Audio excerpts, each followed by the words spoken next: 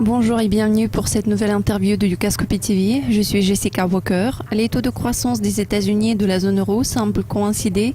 L'écart entre les taux de croissance américains et européens s'est rétréci à 0,3% par rapport à l'écart de 3,5 points de pourcentage enregistré l'été dernier. Nous venons d'apprendre les données sur la production industrielle européenne qui montrent un rebond considérable et en attendant les données sur la production américaine, peut-on supposer que l'Europe ait regagné de l'élan en suivant le modèle des États-Unis ? Aujourd'hui, James Nixon d'Oxford Economics nous entretiendra sur ce sujet. Bonjour James.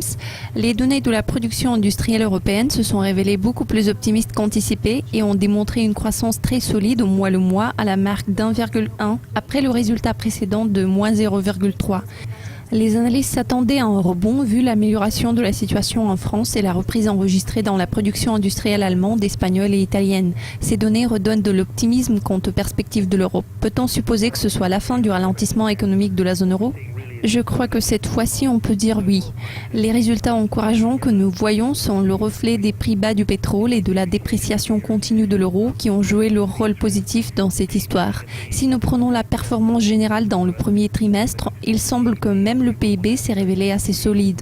Nous envisageons des chiffres de croissance de la zone euro à la marque de 0,8% de trimestre en trimestre. L'enquête sur la distribution du crédit bancaire de la BCE a montré que les banques de la zone euro ont continué d'assouplir les conditions d'octroi de crédit aux entreprises au cours du premier trimestre de 2015. Ces résultats sont apparus meilleurs que prévus par la BCE. Alors quel est l'impact de l'augmentation des demandes de crédit sur le renforcement de la zone euro ? Les signaux émanant de la zone euro témoignent d'une guérison graduelle de la région, notamment dans le secteur bancaire. L'assouplissement des conditions de crédit reflète les efforts déployés par la BCE, c'est-à-dire son programme de refinancement ciblé qui visait surtout à redonner du souffle au secteur bancaire européen. On constate que les mesures prises par la BCE ont porté leurs fruits. Les données qui n'inspiraient pas trop d'optimisme jusqu'à présent étaient celles des demandes de crédit. Maintenant, nous avons vu une légère reprise et nous croyons que l'amélioration économique que nous avons observée dans le premier trimestre se poursuivra au deuxième trimestre, ce qui signifie le renforcement de la demande dans les mois qui vont suivre. Enfin, vu le taux de change actuel de l'euro contre le dollar à 0,94, vous attendez-vous au renforcement de l'euro à la lumière des données européennes positives ? Quelles publications faudrait-il surveiller de près en ce moment ? Je pense que le facteur clé en ce moment est la direction opposée des politiques monétaires de la Fed et de la BCE. Les attentes vis-à-vis des taux d'intérêt empêchent l'euro de progresser. En plus, le programme d'assouplissement quantitatif lancé par la BCE incite les investisseurs à acheter des actifs à l'extérieur de la zone euro. Il s'agit donc d'une sortie de capitaux. Cela contribue également au déclin de l'euro.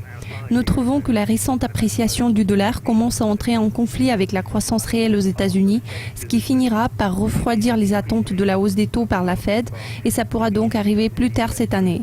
Si c'est le cas, je crois que très bientôt nous allons comprendre que l'euro a déjà franchi son plancher.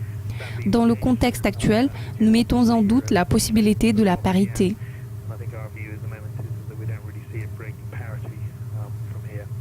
Merci de vos commentaires, James. C'est tout pour aujourd'hui, mais nous reviendrons demain avec de nouvelles interviews exclusives. À demain.